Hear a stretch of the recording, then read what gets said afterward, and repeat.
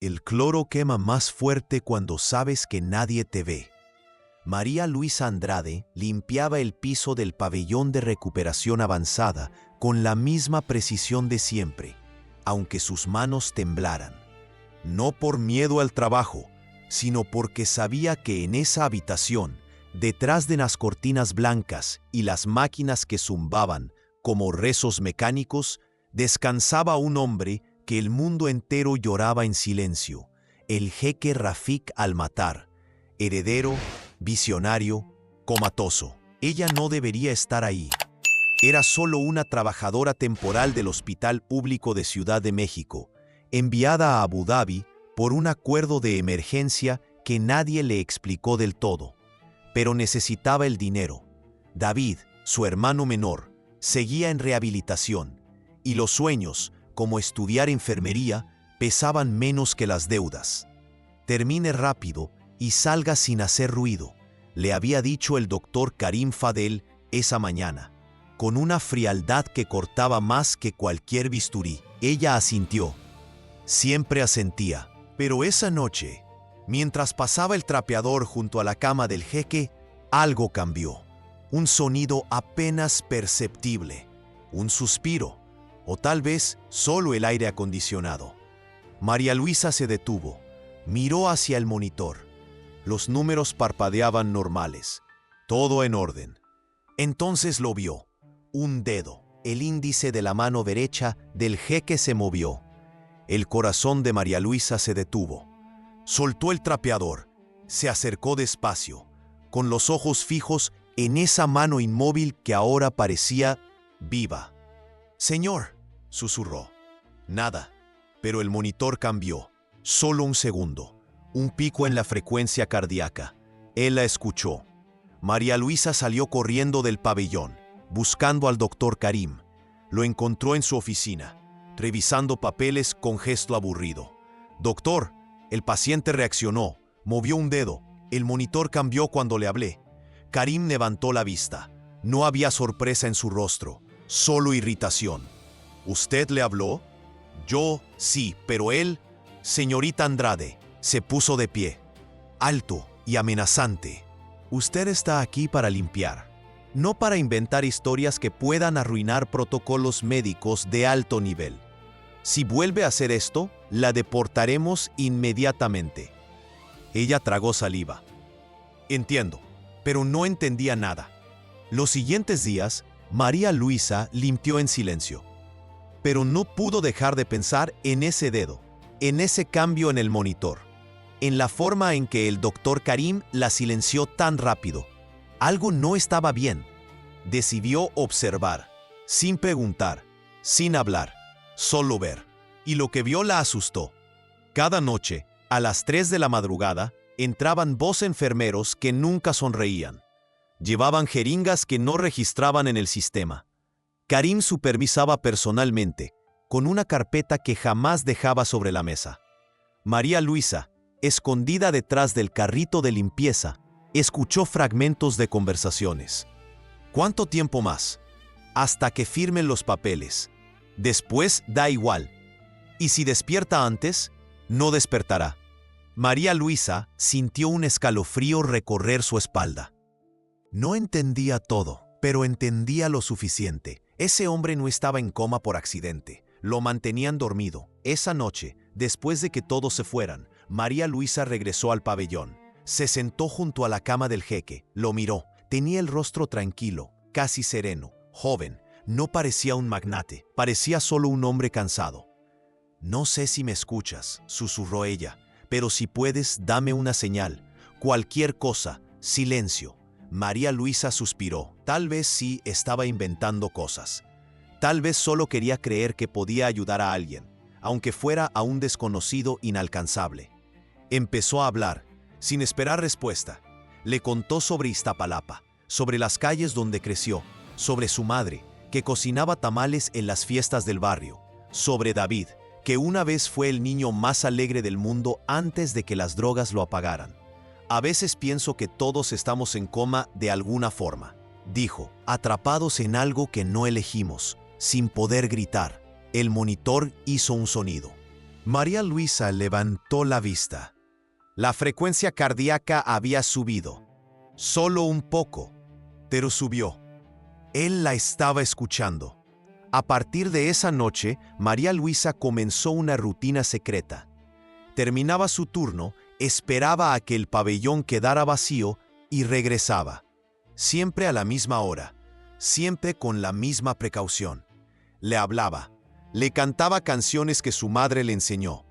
Le contaba historias inventadas y cada vez el monitor respondía. Pequeños cambios, sutiles, pero reales. Una madrugada, durante una tormenta eléctrica que sacudió los ventanales del hospital, ocurrió lo imposible. Los ojos del jeque se abrieron. María Luisa ahogó un grito. Se quedó paralizada, con el trapo de limpieza aún en la mano. Los ojos de él eran oscuros, profundos, llenos de algo que parecía urgencia. Sus labios se movieron. Apenas, un susurro ronco, casi inaudible. Don't trust them. Ella se acercó, temblando. ¿Qué? ¿Quién? Pero los ojos del jeque ya se habían cerrado de nuevo, como si el esfuerzo lo hubiera agotado por completo. María Luisa miró hacia la puerta. Nadie. Estaba sola. Pero sintió el peso de esas palabras como una piedra en el pecho. No confíes en ellos. ¿En quién? ¿En Karim? ¿En los enfermeros? Al día siguiente observó con más cuidado. Revisó los horarios, los movimientos, las inyecciones y empezó a notar un patrón. Cada vez que Karim entraba, el jeque empeoraba. Las dosis aumentaban. Los reportes médicos mostraban estabilidad. Pero el cuerpo del hombre parecía cada vez más débil. Esa noche, cuando regresó al pabellón, encontró algo diferente. Una nota, pequeña, escondida bajo la almohada del jeque, escrita con letra temblorosa, casi legible. Graba todo. María Luisa miró al jeque. Sus ojos seguían cerrados, pero su mano, la misma que había movido el dedo aquella primera noche, estaba ligeramente abierta, como esperando. Ella entendió. Él estaba despierto, fingía estar en coma, para protegerse, para investigar, y necesitaba ayuda. María Luisa sacó su celular, viejo, agrietado, pero funcional, y comenzó a grabar. Las noches se convirtieron en operativos silenciosos. María Luisa grababa conversaciones desde el pasillo, documentaba las entradas y salidas de Karim, fotografiaba las etiquetas de las jeringas cuando nadie miraba. Cada pieza de evidencia la guardaba en una memoria USB que escondía en el bolsillo de su uniforme. El jeque, por su parte, la guiaba con señales mínimas. Un parpadeo, un movimiento de dedos. A veces, cuando estaban completamente solos, abría los ojos y le susurraba instrucciones rápidas en inglés entrecortado. El doctor desvía fondos. Usa mi nombre para experimentos. Drogas no autorizadas. ¿Por qué no despiertas y lo denuncias?, preguntó ella una noche. Rafik la miró con una mezcla de amargura y agotamiento. Porque si lo hago antes de tener pruebas, él dirá que estoy delirando, que el coma me dañó. Tiene poder, contactos. Yo solo tengo a ti. Esas últimas palabras quedaron suspendidas en el aire. María Luisa sintió algo extraño en el pecho. No era solo compasión, era algo más peligroso. Complicidad, confianza, tal vez algo peor. ¿Por qué confías en mí?, preguntó. Soy nadie. Por eso, respondió él, porque no tienes nada que ganar mintiendo.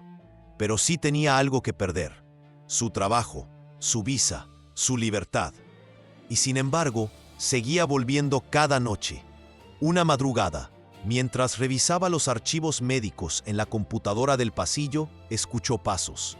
Se escondió detrás de un carrito justo a tiempo. Era Karim. Hablaba por teléfono, en voz baja pero clara. Sí, el jeque sigue estable. No, no hay señales de despertar. Perfecto. Necesitamos otros 3 meses para completar la transferencia de activos. Después, si despierta o no, da igual. Ya no tendrá control de nada. María Luisa grabó cada palabra. Cuando Karim se fue, corrió al pabellón. Le mostró el video a Rafik. Él cerró los ojos, apretó los puños. Por primera vez, parecía vulnerable. «Lo siento», susurró ella, sin saber bien por qué. «No lo sientas», respondió él. «Acábalo». Pero acabarlo significaba arriesgarse. La oportunidad llegó una semana después. La Fundación Al-Matar organizó una conferencia de prensa. Karim sería el vocero principal. Hablaría sobre los avances en la recuperación neuronal del jeque. Mentiras envueltas en terminología médica. María Luisa sabía que ese era el momento. Pero también sabía que no podía hacerlo sola. Necesitaba que Rafik despertara, oficialmente, frente a todos. «Es demasiado arriesgado», dijo Laila, la enfermera local que se había vuelto su única aliada. «Si Karim sospecha algo antes de la conferencia, te deportan, o peor. Lo sé. Pero si no lo hacemos ahora, nunca podremos probarlo». Esa noche, María Luisa le explicó el plan a Rafik. Él la escuchó en silencio. Luego, con un esfuerzo visible, tomó su mano. «Si sale mal, tú te vas. ¿Me entiendes? Tú te vas y yo asumo todo». Ella negó con la cabeza. «Si sale mal, caemos juntos». Rafik sonrió. Era la primera vez que lo hacía. Una sonrisa pequeña, cansada, pero real. «¿Eres más valiente que yo?» «No, solo soy más terca». El día de la conferencia llegó. María Luisa llegó temprano al hospital, con el uniforme limpio y el USB escondido. Las cámaras ya estaban instaladas. Los periodistas llenaban el auditorio. Karim, impecable en su traje oscuro, ensayaba su discurso. María Luisa subió al pabellón. Rafik la esperaba, sus ojos abiertos, alerta. Respiraba profundo, preparándose. «¿Listo?», preguntó ella. «No», respondió él, «pero lo haré igual». Ella le ayudó a sentarse. Fue lento, doloroso. Su cuerpo había estado inmóvil durante meses, pero él no se quejó. Solo apretó los dientes y siguió. Cuando llegó el momento, María Luisa lo llevó en silla de ruedas hasta el elevador. Laila los esperaba abajo, nerviosa. «Esto es una locura», susurró. «Lo sé», respondió María Luisa. Pero ya era tarde para arrepentirse. Entraron al auditorio por la puerta lateral. Karim estaba en medio de su discurso, hablando sobre protocolos innovadores y esperanza científica. Y entonces, Rafik Al-Matar se puso de pie. El silencio fue absoluto, como si el mundo hubiera dejado de respirar. Karim se quedó paralizado. Los periodistas se pusieron de pie. Las cámaras giraron hacia Rafik, que avanzaba con pasos temblorosos, pero firmes hacia el podio. María Luisa lo seguía a un costado, lista para sostenerlo si caía. Pero no cayó. Llegó frente al micrófono. Su voz, ronca y débil, resonó por los altavoces. «Mi nombre es Rafik Al-Matar, y no estoy muerto, ni loco, ni confundido». Hizo una pausa, mirando directamente a Karim. «Pero casi lo estoy, porque este hombre intentó matarme». El auditorio estalló. Karim intentó hablar, pero Rafik levantó una mano. «Durante meses, el doctor Karim Fadel usó mi condición para desviar fondos de esta fundación. Me administró drogas experimentales sin autorización. Me mantuvo sedado mientras manipulaba mis activos. ¿Y todo esto?». Levantó un pequeño dispositivo USB.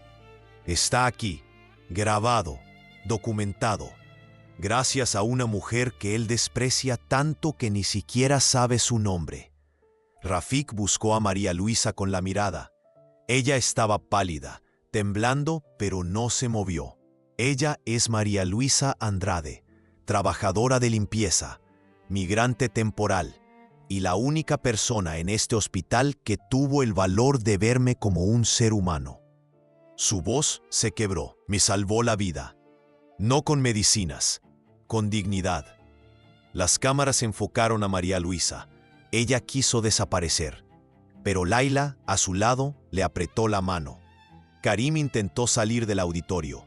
2 guardias de seguridad lo detuvieron. Los periodistas gritaban preguntas. Rafik se tambaleó. María Luisa corrió hacia él y lo sostuvo antes de que cayera. «Ya está», susurró ella. «Ya terminó». Pero no había terminado. Recién comenzaba. Los días siguientes fueron un torbellino. Investigaciones, arrestos. La prensa convirtió la historia en un fenómeno global. La mujer que despertó al jeque. Amor más allá de las clases. El milagro de Abu Dhabi. María Luisa odiaba cada titular. Rafik, debilitado pero lúcido, exigió que ella permaneciera como su asistente personal durante la rehabilitación. Ella aceptó, pero solo porque necesitaba asegurarse de que la investigación se cerrara bien. O eso se decía a sí misma. La verdad era más complicada. La convivencia diaria fue extraña al principio. Rafik no era el hombre poderoso que el mundo imaginaba. Era sarcástico, terco y profundamente marcado por años de manipulación. María Luisa tampoco era la heroína humilde que la prensa pintaba. Era práctica, directa y se negaba a tratarlo con la reverencia que todos esperaban. «No necesitas ayudarme a caminar», decía él, irritado. «Claro que sí, todavía te tambaleas como borracho», respondía ella. «Qué encantadora eres. No me pagan por ser encantadora». Pero entre esas discusiones, algo más crecía, momentos pequeños. Él enseñaba palabras en árabe. Ella le contaba historias de México que lo hacían reír. Una tarde, mientras hacían terapia física en la terraza del hospital, Rafik le preguntó: «¿Por qué lo hiciste? De verdad, podías perder todo». María Luisa se quedó callada un momento. Luego respondió: «Porque cuando te vi ahí, en esa cama, pensé en mi hermano, en todas las veces que quise salvarlo y no pude. Tal vez pensé que si te salvaba a ti, algo de eso serviría para algo». Rafik la miró con una intensidad que la incomodó. ¿Y sirvió? No lo sé todavía, pero sí sabía. Sabía que algo había cambiado en ella, que ya no era solo la mujer invisible que limpiaba pisos. Era alguien que había arriesgado todo por lo correcto, y eso dolía tanto como sanaba. Cuando la prensa intentó convertirlos en un romance de cuento de hadas, María Luisa decidió que era suficiente. Una mañana, le dijo a Rafik que regresaría a México. «¿Por qué?», preguntó él, visiblemente sorprendido. «Porque no quiero ser tu símbolo, ni tu deuda. Quiero ser libre». Rafik no discutió, pero tampoco la dejó ir fácilmente. «Entonces ve, pero prométeme que si algún día decides volver, no será por obligación, será porque quieres». María Luisa asintió y se fue. Regresar a Ciudad de México fue como despertar de un sueño. Todo seguía igual. Las calles ruidosas, el olor del cloro, la vida que nunca se detenía. Pero ella ya no era la misma. David estaba mejor, más estable. Cuando la vio entrar, la abrazó como si hubiera resucitado. «Te vi en las noticias», dijo. No podía creerlo. «Mi hermana salvando jeques. No salvé a nadie, solo hice lo correcto». «Eso es lo mismo, tonta». Pero hacer lo correcto no pagaba las cuentas. María Luisa volvió a buscar trabajo. Hospitales, clínicas, nada. Su nombre estaba en todas partes, pero nadie quería contratar a la mujer del jeque. Era demasiado famosa, demasiado complicada. Pasaron semanas. Luego un mes. María Luisa empezó a preguntarse si había cometido un error, si debió quedarse en Abu Dhabi. Pero cada vez que pensaba en eso, recordaba la forma en que Rafik la miraba, como si fuera algo frágil y valioso, y eso la asustaba más que la pobreza. Una tarde llegó un sobre a su casa, sin remitente. Dentro, una carta escrita a mano y un boleto de avión. «María Luisa, no te escribo para pedirte que vuelvas. Sé que odias que te pidan cosas. Te escribo para ofrecerte algo. La Fundación Al-Matar está creando un nuevo departamento, rehabilitación humanizada, atención emocional para pacientes en coma. Necesitamos a alguien que entienda que la medicina no es solo ciencia, es contacto, es voz, es presencia. Quiero que lo dirijas, no como empleada, como directora. Si aceptas, el boleto es para pasado mañana. Si no, guárdalo como recuerdo de que alguien en algún lugar te vio como realmente eres. Rafik». María Luisa leyó la carta 3 veces. Lloró, maldijo y finalmente sonrió. David la encontró empacando. ¿Vas a volver? Sí. ¿Porque lo amas? María Luisa se detuvo, pensó en la pregunta, en la respuesta que llevaba semanas evitando. No lo sé todavía, pero voy a averiguarlo. El aeropuerto de Abu Dhabi estaba lleno como siempre, pero cuando María Luisa salió de la aduana, lo vio. Rafik esperaba cerca de la salida, sin escoltas, sin prensa, solo él, con el brazo todavía en cabestrillo, pero de pie. Cuando sus ojos se encontraron, él sonrió. Pensé que no vendrías. Yo también, respondió ella. Se acercaron despacio, sin prisa, como si el mundo pudiera esperar. ¿Esto es una oferta de trabajo o una declaración?, preguntó María Luisa. Las dos cosas, respondió Rafik, pero puedes aceptar solo una si quieres. Ella rió. Por primera vez en meses, rió de verdad. Siempre tan complicado. Aprendí del mejor, dijo él, mirándola con esa intensidad que ya no la asustaba. Me curaste sin medicinas, María Luisa. Me enseñaste que estar vivo no es solo respirar, es sentir, es confiar, es esto. Hizo una pausa. Quiero aprender a vivir a la altura de eso. Contigo, si me dejas. María Luisa sintió algo quebrarse dentro de su pecho. Todas las barreras que había construido, todos los miedos, se derrumbaron. No soy princesa, Rafik. No soy tu salvadora. Soy solo yo. Lo sé. Por eso estoy aquí. Ella dio un paso adelante. Él la esperó.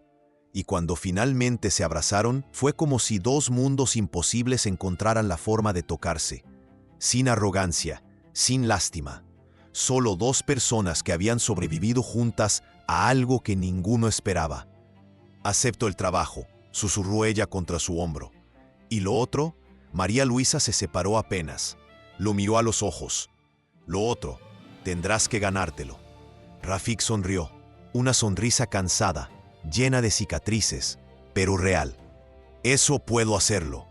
Y María Luisa supo, en ese momento, que todo lo que había arriesgado valió la pena. No porque encontrara un final feliz, sino porque encontró un comienzo honesto. Un año después, la Fundación Al-Matar había cambiado. Ya no era solo un hospital de élite. Era un lugar donde la ciencia y la humanidad convivían, donde los pacientes no eran números, donde las voces importaban tanto como los medicamentos. María Luisa dirigía el Departamento de Rehabilitación Humanizada.